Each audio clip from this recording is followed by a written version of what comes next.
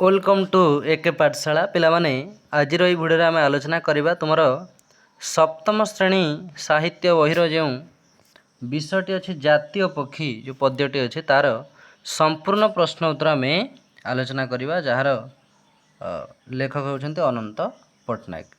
तो यार संपूर्ण प्रश्न उत्तर आम आलोचना करवा यार पूर्व तुम आउ सब जो विषय अच्छी तार प्रश्न उत्तर अलरेडी अपलोड सरी जो मैंने न देखीच जाए देखिपार। तो चलो पिला आलोचना करवा यार सब कौन प्रश्न अच्छी और तार सठिक उत्तर सब आम आलोचना करवा। तेबे पिला ये तुम आसीगला प्रश्न उत्तर कौन कही ना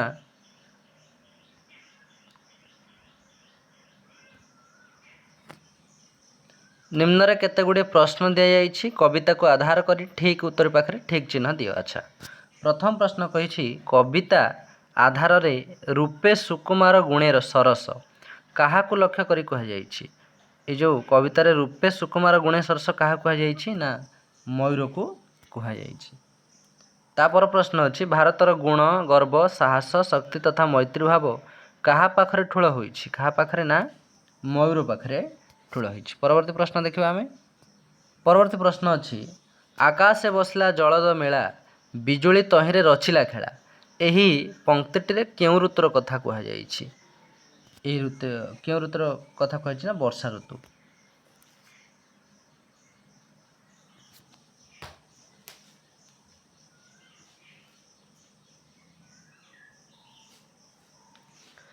परवर्ती प्रश्न को जीवा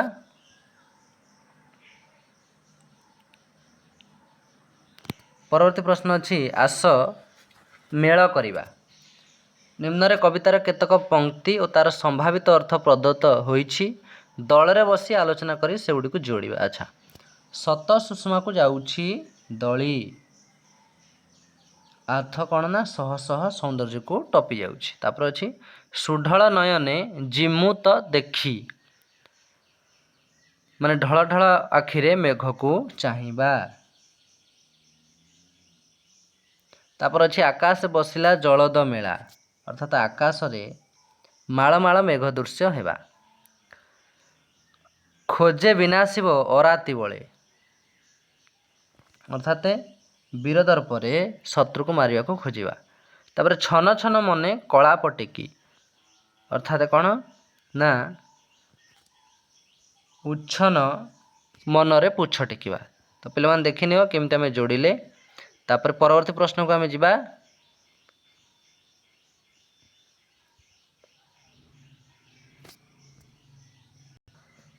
परवर्ती प्रश्न अच्छी निम्न रे वर्षा और मयूर संपर्कित केतक तथ्य दि जाइए से गुडी को बाछी बुझी वर्षा और मयूर सह जोड़ा। अच्छा प्रथम अच्छे अशनि स्वर्ण अर्थ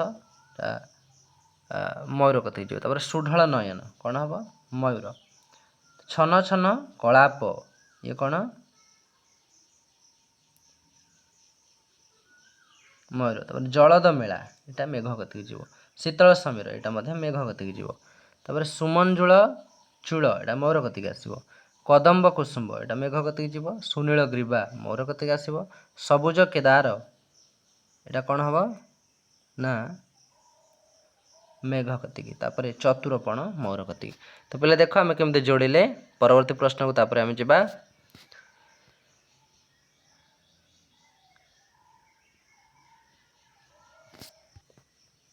परवर्ती प्रश्न देइछि जे पद्यांशर आलोचना कही आस पद्यटी को आउ थे पढ़ा सांगसाथी मेल आलोचना करवा एसबू दलरे बसी अन्य पिला आगे प्रकाश करवा और से गुडी को खातार लिखा।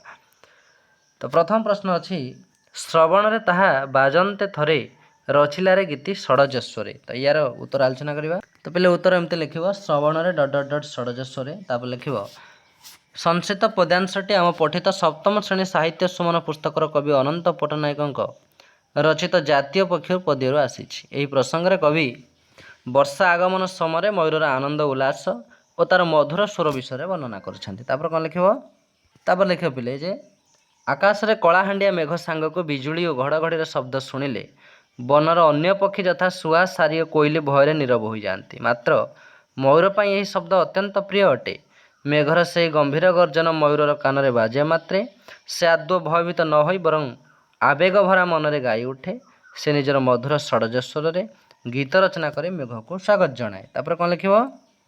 ତାପରେ ଲେଖିବ ସତେ ଯେପରି ପ୍ରକୃତିର ଏହି ଭୟଙ୍କର ଶବ୍ଦ ତାର କଣ୍ଠରେ ଏକ ଶାସ୍ତ୍ରୀୟ ସଙ୍ଗୀତର ରୂପ ନିଏ। ମୟୂରର ଏହି ଗୁଣ ତାକୁ ଅନ୍ୟ ପକ୍ଷୀମାନଙ୍କ ଠାରୁ ସ୍ୱତନ୍ତ୍ର କରିବା ସହ ତାର ବର୍ଷା ପ୍ରୀତିକୁ ସ୍ପଷ୍ଟ ଭାବରେ ଦର୍ଶାଉଛି। ଏଠାରେ କବି ମୟୂରର କଳାତ୍ମକ ପ୍ରତିଭାକୁ ଅତି ସୁନ୍ଦର ଭାବରେ ଉପସ୍ଥାପନ କରିଛନ୍ତି ବା ବର୍ଣ୍ଣନା କରିଛନ୍ତି। ଏତିକି ଲେଖିବ ଏ ପ୍ରଶ୍ନଟିର ଉତ୍ତର। ତା ପରବର୍ତ୍ତୀ ପ୍ରଶ୍ନଟି ପିଲେ ଅଛି ତୁମର ବିହଙ୍ଗମେ ସାର କେଡ଼େ ରାଜକୀୟ ଭଙ୍ଗିମା ତାର। ୟାର ଉତ୍ତର ଆମେ ଆଲୋଚନା କରିବା। ଏମିତି ଉତ୍ତର ଲେଖିବ ପିଲେ ବିହଙ୍ଗମେ ... ଭଙ୍ଗିମା ତାର। ସଂସ୍କୃତ ପଦ୍ୟାଂଶଟି ଆମ ପଠିତ ସପ୍ତମ ଶ୍ରେଣୀ ସାହିତ୍ୟ ସୁମନ ପୁସ୍ତକର କବି ଅନନ୍ତ ପଟ୍ଟନାୟକଙ୍କ ରଚିତ ଜାତୀୟ ପକ୍ଷୀ ପଦ୍ୟରୁ ଆସିଅଛି। ଏହି ପ୍ରସଙ୍ଗରେ କବି ମୟୂରର ଅସାଧାରଣ ସୌନ୍ଦର୍ଯ୍ୟ ଏବଂ ତାର ଗାମ୍ଭୀର୍ଯ୍ୟପୂର୍ଣ୍ଣ ଚାଲିଚଳନକୁ ଅତି ଚମତ୍କାର ଭାବେ ବର୍ଣ୍ଣନା କରିଛନ୍ତି। ତାପରେ କ'ଣ ଲେଖିବ? ତାପରେ ପିଲେ ଲେଖିବ ଯେ ମୟୂର କେବଳ ଦେଖିବାକୁ ସୁନ୍ଦର ନୁହେଁ ବରଂ ତାର ଗୁଣ ଓ ବ୍ୟକ୍ତିତ୍ୱ ସାଧୁଜନଙ୍କ ମନରେ ଆନନ୍ଦ ଭରିଦିଏ। କବିଙ୍କ ମତରେ ସମସ୍ତ ପକ୍ଷୀଙ୍କ ମଧ୍ୟରେ ମୟୂର ହେଉଛି ଶ୍ରେଷ୍ଠ ବା ବିହଙ୍ଗମେ ସାର। ମୟୂର ଯେତେବେଳେ ନିଜର ମନୋହର ପୁଚ୍ଛକୁ ମିଳାଇ ଧୀରେ ଧୀରେ ଚାଲେ ତାହା ଏକ ସାମ୍ରାଜ୍ୟର ରାଜାଙ୍କ ଚାଲି ଭଳି ପ୍ରତୀୟ ହୁଏ। ତାପରେ କ'ଣ ଲେଖିବ? ତାପରେ ପିଲା ଲେଖିବ ତାର ଏହି ରାଜକୀୟ ଭଙ୍ଗିମା ସାହସ ଓ ଶକ୍ତି ତାକୁ ଅନ୍ୟ ପକ୍ଷୀଙ୍କଠାରୁ ସ୍ୱତନ୍ତ୍ର ଏବଂ ଗୌରବମୟ ସ୍ଥାନ ପ୍ରଦାନ କରିଥାଏ। ତାର ରୂପ ଓ ଗୁଣର ସମାହାର ତାକୁ ଭାରତର ଜାତୀୟ ପ୍ରତିଭାର ପରିଚୟ ଦେଇଥାଏ। ମୟୂରର ଏହି ଗରିମାମୟ ବ୍ୟକ୍ତିତ୍ୱକୁ କବି ଏଠାରେ ରାଜକୀୟ ବୋଲି ସମ୍ବୋଧନ କରିଛନ୍ତି। ପରବର୍ତ୍ତୀ ପ୍ରଶ୍ନଟି ଆସିଲା ଚତୁରପଣେ ସେ ନର୍ତ୍ତନ ଛଳେ ଖୋଜେ ବିନାଶିବ ଅରାତି ବଳେ। ୟାର ଉତ୍ତର ଆମେ ଆଲୋଚନା କରିବା। ଏହାର ଉତ୍ତର ଏମିତି ଲେଖିବା ପିଲେ ଯେ ଚତୁରପଣେ ... ଅରାତି ବଳେ।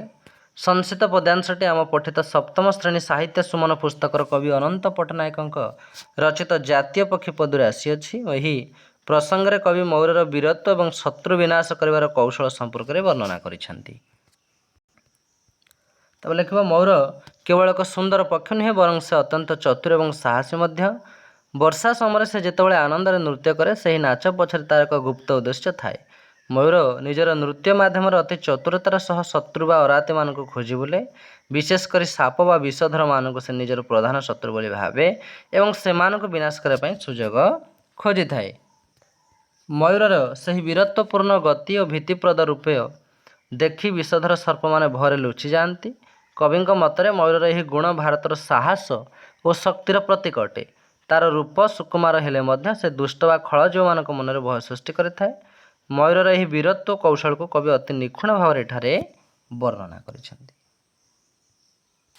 ପରବର୍ତ୍ତୀ ପ୍ରଶ୍ନ ଆମେ ଦେଖିବା କ'ଣ ଅଛି ଚିନ୍ତା ଓ ବିଚାର କରି ଲେଖ।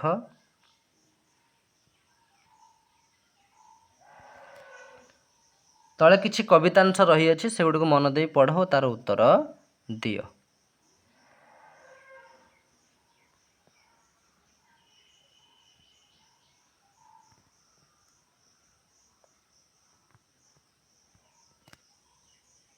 କ ପ୍ରଶ୍ନ ଅଛି ଆବେଗ ଅନାଇ ସ୍ୱାଗତ ହେ ଘନ ଉଠିଲା ଗାଇ। ଏଠାରେ କିଏ କାହାକୁ ଅନାଇଲା କିଏ କାହାକୁ ସ୍ୱାଗତ କଲା? ତ ପିଲେ ଉତ୍ତର ଲେଖିବ ଏଠାରେ ମୟୂର ଆକାଶରେ ଜମିଥିବା କଳା ମେଘକୁ ଅତି ଆବେଗର ସହ ଅନାଇଲା ଏବଂ ମୟୂର ତାର ମଧୁର ଷଡ଼ଜ ସ୍ୱରରେ ଗୀତ ଗାଇ ଆକାଶର ମେଘକୁ ସ୍ୱାଗତ କଲା। ତା ପରବର୍ତ୍ତୀ ପ୍ରଶ୍ନ ଅଛି ଖଳ ଜୀବ ମନେ ଆଣେ ସେ ଭୀତି ଦେଖାଏ ତା ଆଗେ ବଡ଼ି ମାରିତି। ଏଠାରେ କବି କାହିଁକି ଏକଥା ବ୍ୟକ୍ତ କରିଛନ୍ତି? ପିଲେ ଉତ୍ତର ଲେଖିବ କବିଙ୍କ ମତରେ ମୟୂର କେବଳ ସୁକୁମାର ନୁହେଁ ବରଂ ସାହସୀ। ସେ ନିଜର ବୀରତ୍ୱପୂର୍ଣ୍ଣ ଗତି ଓ ଚତୁରତା ଦ୍ୱାରା ସାପ ପରି ଖଳ ବିଷଧର ଜୀବଙ୍କ ମନରେ ଭୟ ସୃଷ୍ଟି କରେ। ତେଣୁ ମୟୂରର ଗର୍ବିତ ଶୈଳୀକୁ କବି ଏଠାରେ ବ୍ୟକ୍ତ କରିଛନ୍ତି। ତାପର ପ୍ରଶ୍ନଟି ଅଛି ସେଥିପାଇଁ କିବା ଜାତୀୟ ପକ୍ଷୀ ସେ ଜାତି ପ୍ରତିଭା। କେଉଁ କେଉଁ ଗୁଣ ପାଇଁ କବି ମୟୂରକୁ ଜାତୀୟ ପକ୍ଷୀ ବୋଲି ପ୍ରକାଶ କରିଛନ୍ତି ଲେଖ। ତ ପିଲେ ଲେଖିବ ଉତ୍ତର ଯେ ମୟୂର ଠାରେ ଭାରତର ସାହସ ଶକ୍ତି ମୈତ୍ରୀ ନୃତ୍ୟ ଓ କଳାର ଅତୁଳନୀୟ ଗୁଣ ସମୂହ ଏକାଠି ହୋଇଛି। ଏହି ଜାତିର ପ୍ରତିଭା ଓ ରାଜକୀୟ ଭଙ୍ଗିମା ପାଇଁ କବି ମୟୂରକୁ ଜାତୀୟ ପକ୍ଷୀ ବୋଲି ପ୍ରକାଶ କରିଛନ୍ତି। ପରବର୍ତ୍ତୀ ପ୍ରଶ୍ନକୁ ଯିବା ଅନୁମାନ ଓ କଳ୍ପନାରୁ। କ'ଣ ପ୍ରଶ୍ନ ଅଛି ଏଠି ସବୁ? ନିଜ ଦଳରେ ବସି ଆଲୋଚନା କର ବୋଲି କହିଛି। ପ୍ରଥମ ପ୍ରଶ୍ନ ଅଛି ମୟୂର ଏକ ଅସାଧାରଣ ପକ୍ଷୀ ଏହାର ସ୍ୱତନ୍ତ୍ରତା କ'ଣ? ତ ବେଲେ ଉତ୍ତର ଲେଖିବ ମୟୂରର ସୁନୀଳ ଗ୍ରୀବା ଚୂଳ ଓ ହୀରା ନୀଳା ପରି ଝଟକୁଥିବା ପୁଚ୍ଛ ତାକୁ ଅନ୍ୟ ପକ୍ଷୀଙ୍କ ଠାରୁ ସ୍ୱତନ୍ତ୍ର କରିଥାଏ। ତାପରେ ପ୍ରଶ୍ନ ଅଛି ମୟୂରକୁ କାହିଁକି ଜାତୀୟ ପକ୍ଷୀର ମାନ୍ୟତା ଦିଆଯାଇଛି? उत्तर पे लिखिबो जे भारतर साहस शक्ति और कला संस्कृतिर गुणगुड़िक मयूर ठारे ठूल होइथिबारु मयूर को जातीय पक्षीर मान्यता दि जाइछि। परवर्ती प्रश्न नुआ मेघ को देखि मयूर की परिवर्तन हैला। पिले उत्तर लिखिबो आकाश रे नुआ मेघ देखिले मयूर अत्यंत आनंदित हो उठे। से निजर रंगीन पोछ मिलाई मन भरे नृत्य करने को लगे। ता परवर्ती प्रश्न अच्छी मयूर वीरदर्प देखि क्यों क्यों जीव लुचिगले। उत्तर पिले लिखिबो जे मयूर वीरत्वपूर्ण गति और छाई देखि विषधर सर्प माने भୟରେ लुचिगले। मो प्रश्न जदि तुमे मयूर भाषा बुझीपारत तेबे ता सह कौन कथा हुअंत। उत्तर लिख पिले जदि मैं मयूर भाषा बुझीपारती तेबे मुझे तार सुंदर पुच्छ और मनोहर नृत्य विषय पचारती। मेघ देखिले ताकू केमिति लागे और प्रकृतिर सौंदर्य बढ़ाइबारे से किपरि अनुभव करे से विषय मध्य ता सहित कथा हुअंती। परवर्ती प्रश्न देखिबा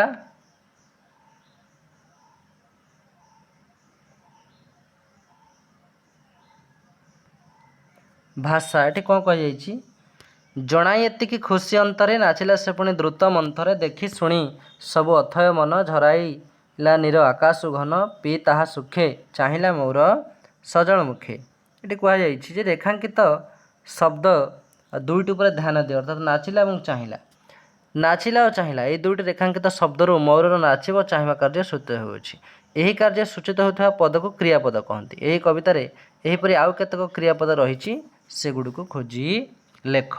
मु कहीदे पिले आउ कौन क्रियापद रही ना तो मुझे देखा पिले मैंने नाचिला और चाहिला परी क्रियापद कौन सब रही कवितार देख बसिला ये गोटे अच्छी बसिला हम आउ कौन हम रचिला हम आउ कौन हम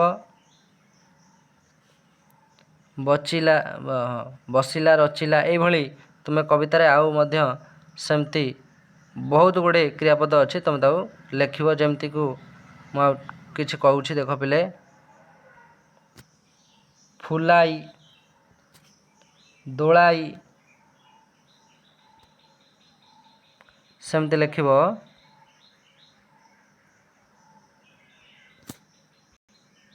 ये गोटे अच्छी उठिला ये सब क्रियापद ये सब तुम लिखिदेव। आउ कौन यही नाचिला चाहिला ये सब क्रियापद लिख। एठी गोटे अच्छी आरंभिला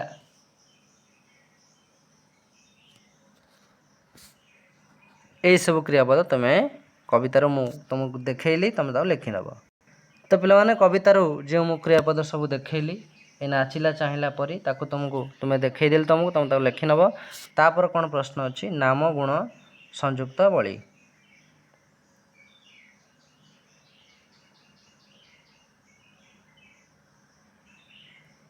तापर अच्छे शब्द और अर्थर खेल कौन ये अच्छी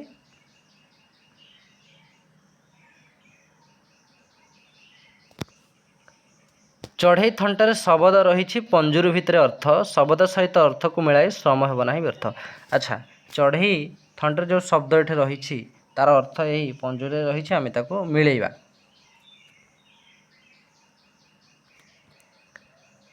प्रथम समीर समीर को आम देवा ये पवन सहित पवन और समीरण अर्थ समीर।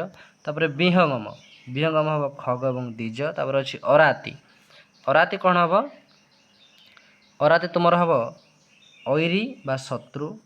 तापर असनी असनी कौन हम ना वज्र एवं घड़घड़ी असनी कौन हम वज्र और घड़घड़ी। तापर कुसुम जो कुसुम ये अच्छी कुसुम हम कौन कुसुमटा देख पिले पुष्प और फूल कुसुम। तापर जलद जलद अर्थ कौन जिमुद और घन पे देखनी भलसे।